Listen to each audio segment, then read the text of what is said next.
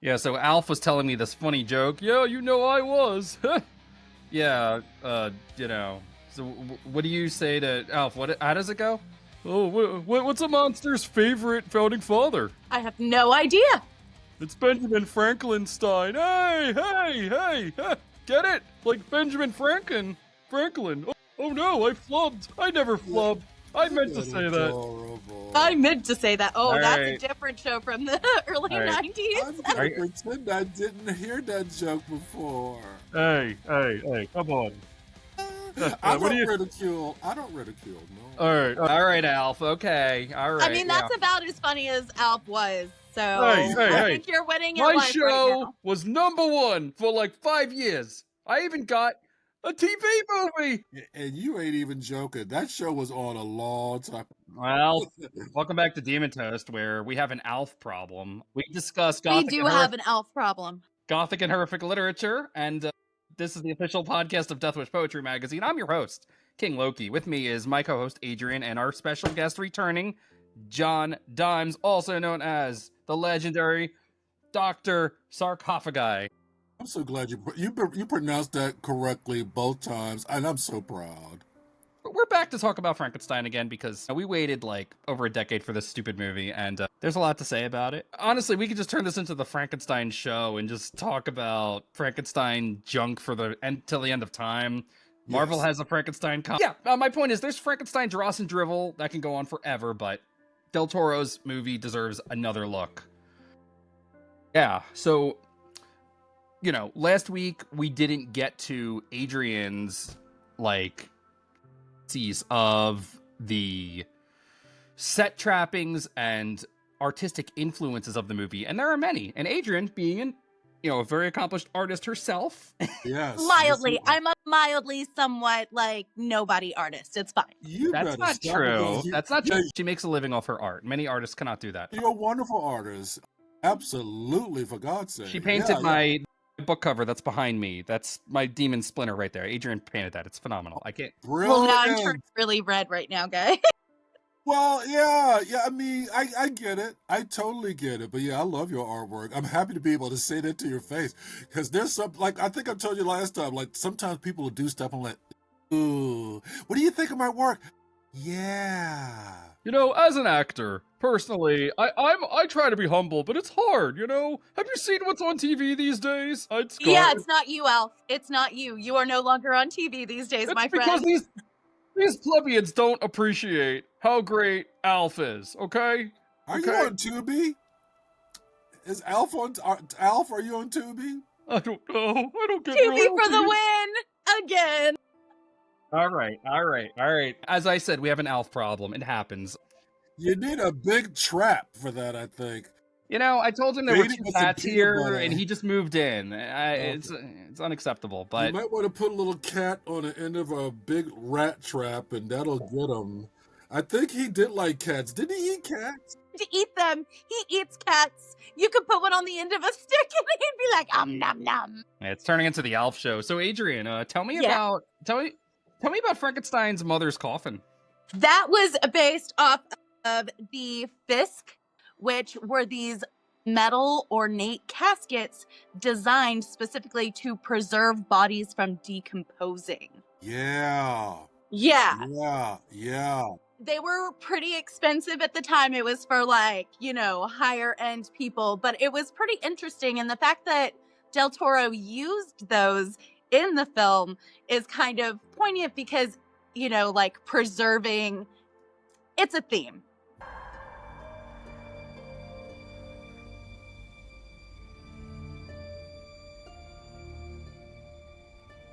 And underneath the pipes, drain pipes, and all this old shit in DC, they found a coffin with a glass face on it. And everybody there treated that thing like it was the most superstitious item ever. Really? And they were afraid of that thing. It was awesome. But somebody eventually at night had broken the glass. And just because I guess they wanted to see that body inside. And when you said that, and when I saw it in the movie, it reminded me of that glass-faced coffin that was very popular, apparently popular with rich folks. You talk about glass coffins, and my immediate thought is Cemetery Man when he breaks the glass and just pulls her head off, and then Nagi and the little head are like talking, and he sets it in the TV. That's what I think of that, and like Snow White, of course. Well, when I think of glass coffins, obviously I think of poor Miss Thing in Bram Stoker's Dracula, Francis Ford Coppola's Dracula. Lucy. Yeah.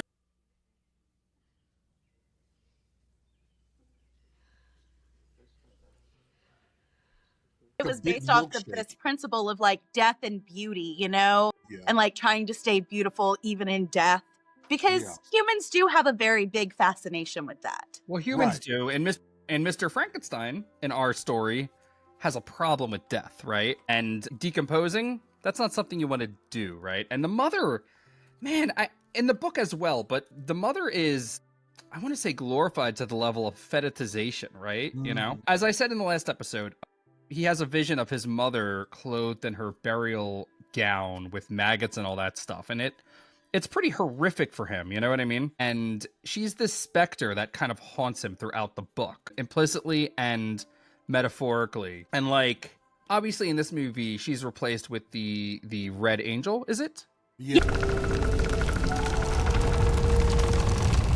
Promethean fire, which is very cool. Yeah. But like, yeah, so his mother in this elaborate sarcophagus kind of thing, you know? I didn't recognize that was Mia Goth playing the mom as well. Really? It's because they gave her eyebrows.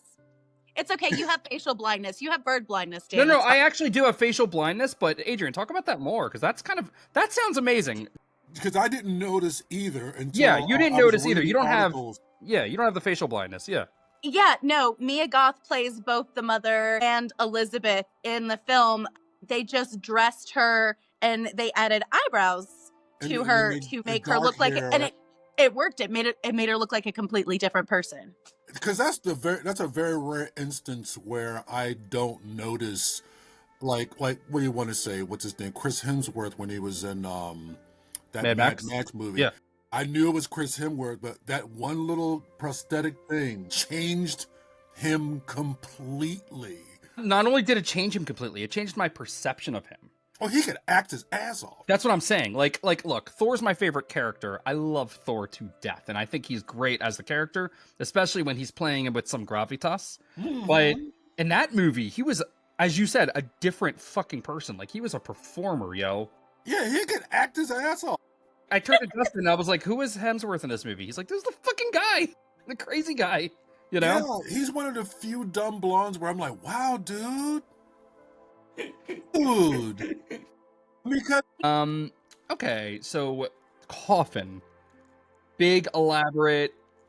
It's not quite like celebrating death, right? But it is pushing back against it, and it is a very, very, very aggressive motif in the movie. Right? Do we come back to the coffin? I don't remember. No, you only see it the one time, but it is like, it's so stunning and like breathtaking. And the use of color in that scene with the white and the red, I don't even like that. It's not even my thing. Right. It is 100% my thing. Because I kind of thought that the father had his coffin, then mom had her coffin, and then dad had his coffin. And you're right, that was the last time you really got to see any of that coffin stuff. Because that was beautiful, beautiful. Yeah, it was stunning. And also a real thing. It was based on something that was... So it was there to... So that the design of that coffin was to keep you from decomposing. Yes. And of course, Victor Frankenstein wants to make decomposition not a thing at all. Yes. His entire, the whole thing for me with the book, one of the reasons why I grew to love it, because I hated it the first time I read it, and then the second time I read it in high school, and it was my favorite, it's still my favorite book, is his, obsession with trying to cure death, like death is a disease, and treating it like that, which is kind of what starts, but then it goes... obviously, very many other places. Right. Yeah, well, he's rebelling against his professor at first, who laughs at his interest in magic and Paracelsus, and alchemy and all those dead sciences, as it were. I mean, this being, you know, the Romantic era, we were way past that stuff, but people were still looking back at it for art and poetry and things of that nature. So there was this romantic kind of fascination with that. But yeah, it does turn into this obsession with defeating death. And it's amazing to me that nowadays we are, you know, it's like I do wonder how much the book has it had an impact on actual science. Pretty much like Star Trek has had an actual impact on how now we have our flip phones and then flip phones to just all of our technology right there in our little hands. Has anybody ever made that correlation between Frankenstein and how modern medicine might have been impacted by it? Not really. It's more so that Frankenstein itself had a monstrous impact on how we think about science, though. Like, you have the Michael Crichton Jurassic Park. That's Frankenstein. Right. That is Frankenstein, you know? Yes, that's perfect. Yeah. Uh-huh. I hadn't thought about that until you said it like that. Yeah. What's the Ed Wood line from the Bride of the Monster? We trespassed in God's domain, you know? He tampered in God's domain. Things are, right? We go a little too far. Yeah. And then our creation gets out of hand. And before you know it, we have a T-Rex running around. I mean, come on. As much as the book was like a reaction to science and things and romanticism going on at the time, it was also Mary Shelley's reaction to having lost a child. Right. Yes. And postpartum depression as well, which has influence on Victor just completely being unwilling to ever even acknowledge that the monster is, you know, anything other than an abomination. Right. Yeah, he's horribly disgusted by it. This movie also, which we should focus on, but still, you know, talking about the book is always relevant. And we did touch on that last time, right? We talked about how she lost her little baby, and she wrote about that extensively in her diary, which I've never been a mother, but, you know, my mother did lose a child when I was a lot younger, and I can't even imagine, you know? Well, and that happened it wasn't that long before the fateful night that she had at Byron's where they made the ghost story deal, which was, you know, she had the terrible nightmare. But speaking of that, I will bring it back around to some of the art used in the film, because Mary Shelley's mother was actually friends with Henry Fuseli, who did The Nightmare, like the painting where the nightmare is sitting on the chest. They were friends. So Mary Shelley was extremely familiar with his work, and that particular painting actually inspired one of the scenes from, you know, the novel, which Guillermo del Toro did kind of pay homage to a little bit in the film. It's absolutely beautiful. And by the way, if you're listening to this on Spotify or something, we are showing these things on the screen in the video version, so just saying. Double dip. It can't hurt. I saved all the pictures to send you to, so you don't have to go crazy looking them up. Beautiful. Because when you mentioned I swear, Guillermo del Toro loves to make callbacks to all of the influences in his you know, and then of course it calls back to his other movies. Like I said, we were sitting there talking about how I think you said you didn't like Crimson Peak. I loved it. She loved it. I personally didn't. I felt like its script was a mess, and it didn't really come together until the end when I was already done with it personally. Into the costumes. That's my opinion. Like, I don't really think that's That is one representative man's of the opinion. average, you know, reading of that movie. Like, I kind of engaged with it on a very basic level. Aid loved it because Adrian is an artist, you know? Guys, Yeah. talk about Crimson Peak. I'm cool with it. It's still Well, Toro, I you will know? say, you know, Dr. Sarcofiguy actually made the comment how Crimson Peak and the New Frankenstein are very close together. Like, they're like next door They're neighbors. next door There's neighbors. even an insect motif. They talk like the butterflies and all of that Right. throughout the entire movie.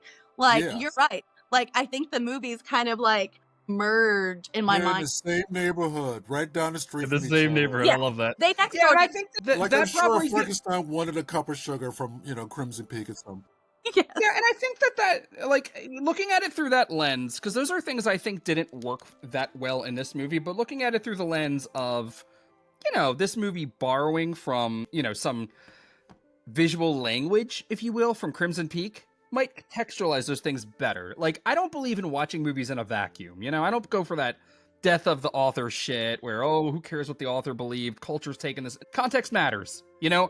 If you want to understand something deeper, context. Look at theory. Look at what the writer was thinking. Look at what the director was thinking. Look at his other movies. Because you'll see patterns and commonalities. And that's a great reading. And I appreciate that very much, which is why it's not just me on this show talking about things, because there's a lot I don't know.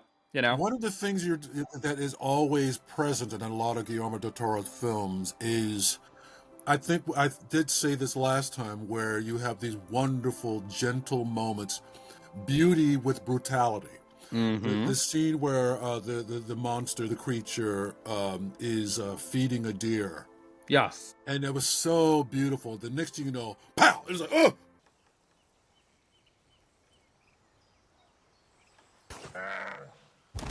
Fuck! The deer just got shot. Guillermo del Toro loves to have... It's not a jump scare. It's more like... It's sort of like what David Lynch used to do, where everything seems normal, but there's something going on and about to go on that's the reality beneath this reality. And watching that poor creature, the only way that he could exist is with other animals, if you want to call him an animal, and the way that Elizabeth treated the creature not like a child, but like another butterfly, another animal. And that's one of the things that I really liked about the movie was Guillermo del Toro is like Clive Barker. He worships monsters. He understands. Tim Burton's the same way. If you were a freak, you were going to appreciate the freaks more than the normal people in the movie. Which is why we love monsters on this show and this magazine in general. I will say that, speaking of artists that really understand monsters, the biggest one right now, to me, besides Del Toro, because I agree 180%, that troll market sequence in Hellboy 2, that's just him having a laugh. You know what I mean? That's just him having a blast. The Shape of Water. But, for me, another great example is James Gunn, believe it or not. Have you seen Creature Commandos, John? I read the comic book that he based it on because he had Bride, who's like my favorite character. Grant Morrison created the Bride with the collie arms. But no, I heard Creature Commandos is amazing. So yeah, I didn't read this. That's the Seven Soldiers of Victory. Seven Soldiers, yes. Yeah. I haven't read that. I love Final Crisis. I had a great time with it, but I didn't get to all the tie-ins. But I should prioritize that because I know the Frankenstein monster is in it and stuff. But James Gunn, a guy who understands monsters, letting them play, like the way he writes Weasel and the tragic nature of this little monster man who is like a joke in the movie, but he can't speak, but he has feelings and thoughts and emotions. James Gunn is really good about that. I agree. I mean, because I haven't seen this, but he does that. Did you see Brightburn? I did. He didn't direct that, but he did produce. Okay. Because I thought he wrote the screenplay, but you get my point. Yeah. But I do get your point. Yeah. It's like you feel bad for that kid, but you shouldn't. But you do. Shouldn't. Yeah. He's a monster, but he doesn't. He's not in control of what he's doing. The thing I love about Creature Commandos, I recommend watching it, is the way he writes the Bride. He does the creepy thing that they do in the movie The Bride. Spoilers for our review of Bride coming at you large and in charge. But he does the creepy Pygmalion Galatea thing where he creates the bride for his monster, and then he's like, I like her. And he's fucking her. And that's what causes... Well, that's what they tried to do with the Kenneth Branagh one, too, sort of. Yeah. That movie, man. Exactly. That's gonna need Monster Fangs sunk into it, too, man. That movie is just... It doesn't have a nice Winona Ryder to save it either. It's just... It has Helena Bonham Carter and her... No. Helena Bonham Carter, because I think we might have brought that up last time. If not, Helena Bonham Carter can play anything. The scene where, she's dancing with Kenneth Branagh, her head flopping back and forth. And when she realizes what's going on, she's like, oh, hell no. That scene where she takes the lantern and she breaks it in that beautiful, which You know, that movie, it really needs to take a Xanax and slow the fuck down, because it's, like, I don't disagree. Like, I love that stuff. I loved that movie when I was, like, a teenager, but, like, as an adult, I'm like, oh my god, dude, I'm too old for this. Like, everyone talks with their eyes bulging out of their head. There's a, what's the word? Embryonic fluid flowing. It's just... Yeah, that's it. That scene with all of that embryonic fluid, there's supposed to be a ballet of grisliness, is what that was supposed to be. This is birth, and this is also like grisly, and it's like everybody falling around in soup. It was like a mud wrestling thing. It was supposed to be fun. Oh, it's real. Oh, it's fun. It's fun. I'm just gonna cut to that scene too, which is funny. But I was during one of her texts, I was talking about my other favorite rendition of Frankenstein is the one in Van Helsing, where he's nothing but a battery. He's a copper top battery. yes. I love that. That movie is so funny. Everybody took it too seriously. I'm like, this is a comedy. So, Come John, on, I'm man. glad you said that. I'm glad you said that, because as an edgy teenager, I didn't like it. But then I watched it recently because I don't remember why, actually. Oh, it's because The Wolfman was coming out.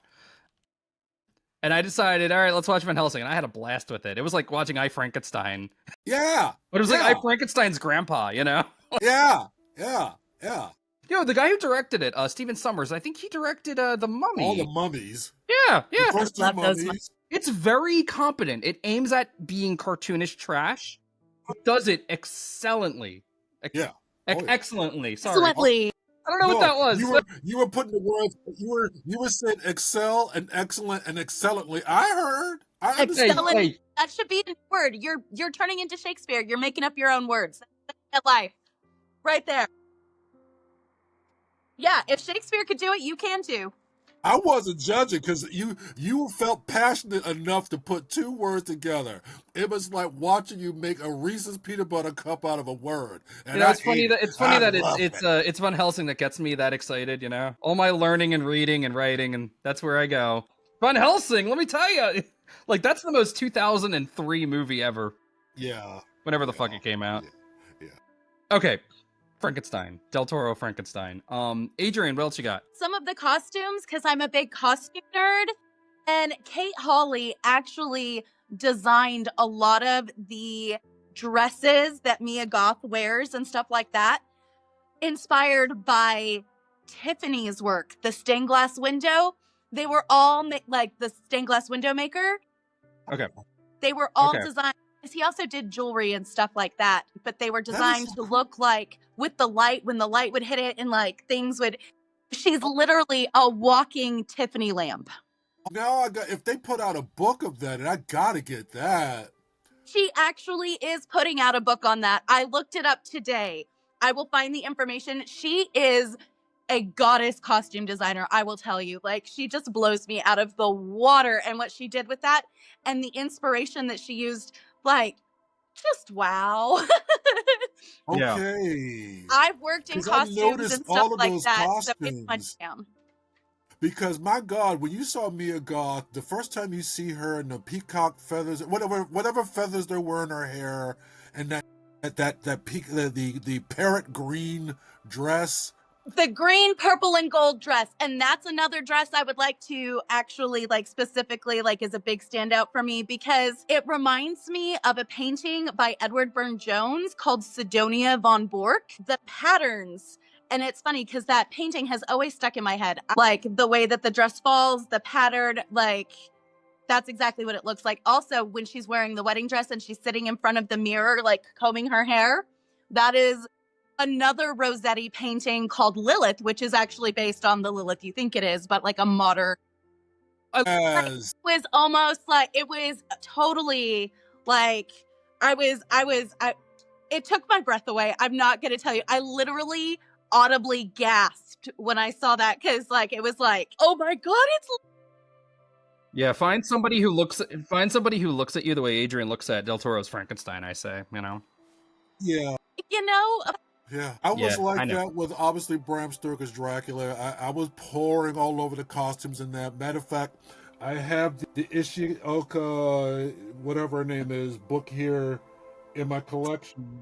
Oh, yes. Yeah, Oh my gosh, yeah, I know exactly who you're talking about. The yeah. I got the muscle book over here. armor is just, but Lucy's outfit I think is my favorite. But there was a moment where the red dress that Mia Goth wears in Frankenstein was Yeah, totally reminiscent of Lucy's red dress when she's walking down to meet Dracula when she's in the trance.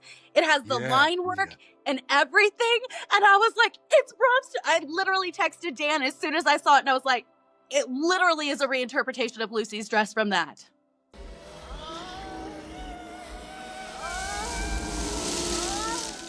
And I felt like, again, for Coppola's Dracula was next door neighbors to Crimson Peak and It's Frankenstein, and that's another reason why I loved it so much, because it felt like, oh, they're in the same neighborhood. Like Dracula could be coming down the street with the Well, that's with the that crazy. no, that's with the stupid wig. Yeah, no, Right. that's the thing.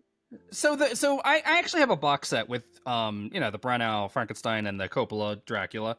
Those Yes. movies were marketed together. They have the same opening, like with I think it's like a coffin, not a coffin. It's like a gravestone with the title, and I'm pretty sure the 2010 Wolfman opens in a very similar way, despite coming out like 20 years later. Right. Their thinking was, we're doing a classic Universal thing. Dracula, Frankenstein, the Wolfman. They aren't necessarily linked. They aren't necessarily together. However, because of the long shadow of the classic Universal era and Monster Squad, and I am counting the 70s TV show also, because that also has Frankenstein, Dracula, and a Wolfman. These things are kind of conjugated in our mind. So here's where I'm going with this. We have Del Toro's Frankenstein. We have a terrible Wolfman movie from Blumhouse. Is there a Dracula that goes with them to complete the set? What, I mean, a terrible Dracula? Nosferatu. No, not a terrible Dracula, just a modern one. Is it But we just Nosferatu? had Nosferatu. I would like to talk about the Christoph Waltz character in Frankenstein for just a tiny moment. Okay, yeah. I was kind of hard on that whole thing. I don't think it works completely. I called him that weird guy who ruined the laboratory scene. So yeah, I'm curious to hear what you have to say about that. Do you remember me making you watch that show, The Frankenstein Chronicles, with Sean Bean? Yeah, I liked it for the most part. It's just a little, go on, British. But, through the It was whole cool, thing, yeah. I apologize for any spoilers for anyone who hasn't seen Frankenstein Chronicles. You missed it by like over 10 years. Through the whole thing, his character is fighting the syphilis, right? So he has syphilis and he's trying to fight it, and then he dies and comes back as the creature, right? That's the end of the first season. There's a whole other season to go after that. But I feel like that is kind of where Christoph Waltz's character just like randomly kind of came from, because a lot of that's what he wanted because he did have syphilis and it was a thing. So it was kind of paying an homage to that really amazing BBC Frankenstein show. Should Del Toro be stealing that though? I don't know. I don't know if he was stealing it. I think he was just kind of acknowledging it, because I don't think anyone other than me really watched it when it came out in the first place. I mean, honestly, that is kind of a common thing to do, though. I mean, everyone had syphilis back then, I mean, hell, I have syphilis now, I'm telling Justin. Waiting for your teeth to come out and look like a garage door where it's like sticking out and you cross eye. Okay, forgive me for going back to this Bram Stoker Dracula. I remember when Ford Coppola kept saying that he wanted not to have sets at all, but have the costumes as sets. What a pretentious, weird thing to say. That movie is amazing. It is a marvel. And I say this as someone who kind of thinks it's aged badly, but I don't care about that, because every single effect it's not just practical, it's in camera. Nothing is edited. Like that part where the train is going by and there's like a giant book behind it and you see Dracula's eyes, all in camera. That was a model train with a giant book and Gary Oldman's eyes projected onto the back of it. The parts where he's standing and going, "Oh, I am Dracula, I am talking about my ancestors," and there's a shadow in the back strangling his shadow. Yeah. All in camera. So that's amazing. So yes. I am not a hater. I love that movie. And my favorite costume is the one that Winona Ryder wears when she walks out into the garden, The white, You know, it's like whitish green when she's chasing Lucy out into the garden scene and she's not wearing because anything. you were looking at her boobies. Yes, that's exactly what he's in. Well, you see a lot more than just that. Hey, Yeah, I first saw that movie when I was like 11, all right? Like, this is what I did, you know? you filthy, wonderful creature, you. Teenage boy, what can I say? I regret nothing. So... Can't leave here without saying one thing. I would like to talk about the scene in Frankenstein where the creature in Frankenstein, like, the creature's like reaching out to him. It is straight up based, and even Guillermo del Toro admits that he did use Michelangelo's The Creation of Adam as inspiration for that specific scene. Yeah. I'm going to tell you, I think that scene is prettier than the actual painting. That's a hot take. That is a very hot take, but Del Toro is very big on that kind of thing. I mean, like, I love to talk about Pacific Rim, which was, you know, Del Toro's giant monster, giant robot movie, his love letter to Godzilla and Evangelion and other animes. And, like, he directly referenced the painting's name escapes me. I think it's called The Titan Rising from the Sea.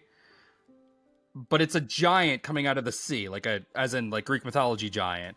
And like he really wanted to evoke the majesty of a giant in Pacific Rim. I'm not sure he was successful, but that's what he was aiming for. And I think intentions are important, you know, when you're making art, you know? Right. I mean, the man clearly is an artist himself. There's a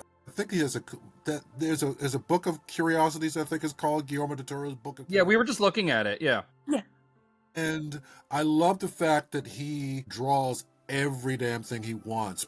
Because Tim Burton's the same way. Matter of fact, David Lynch, Tim Burton, Guillermo del Toro, all artists. And you can tell because sometimes the story doesn't necessarily... And even in del Toro's movies, sometimes the story isn't always... But everything is carried by the visuals. And the visuals are inspired and informed by really... vivid artist imaginations, you know? I'm glad you said that too, because like I feel like the first like, you know, hour of Frankenstein it's a little rough. It's not perfect. It could probably use an edit. And you know, it's not even that hot of a take. Like my boyfriend, he hated this movie. Really? He didn't even like the good parts, which he's entitled to his opinion. My boyfriend's very smart. We had him on an episode where we talked about Annihilation, actually. He was very insightful. Yeah. Good movie. Anyway, you said your boyfriend hated Frankenstein. My boyfriend hated Frankenstein, but my point in bringing all this up is that he's not dumb. He loved, for instance, Nosferatu. Like, while we were walking out of the theater, and I was like, man, that was great. He's like, really? You were laughing at all the dialogue? I'm like, yeah, but I loved it. It was fucking great. And I was like explaining, I'm like, oh, well, this is like Gothic, you know, so there's going to be some comedy of manners stuff. There's going to be some light world building to get you into the way people talk and speak, and lots of shots of castles and parties and people drinking wine and going crazy. And then I'm like, oh, wait, you know that already. We saw Nosferatu and you loved that because Nosferatu is also a true Gothic, you know? So I think Nosferatu is a little different though, because Eggers is not Del Toro. No. Eggers is also an auteur, but Del Toro is in a place, and I think we said this last time, he's in a place where people aren't going to say boo to him. He's fucking Guillermo del Toro. He made Pan's Labyrinth. He made Kronos. He made The Shape of fucking motherfucking Water. He's like George Lucas. It's like when George Lucas was making the prequels, and like you look at the behind the scenes, and everyone looks scared while they're watching the rough print of the Phantom Menace, and it's bad, and they look like they're about to start pointing fingers, you know. And I can't even imagine what bad is. I mean, carry on because we could go into a whole.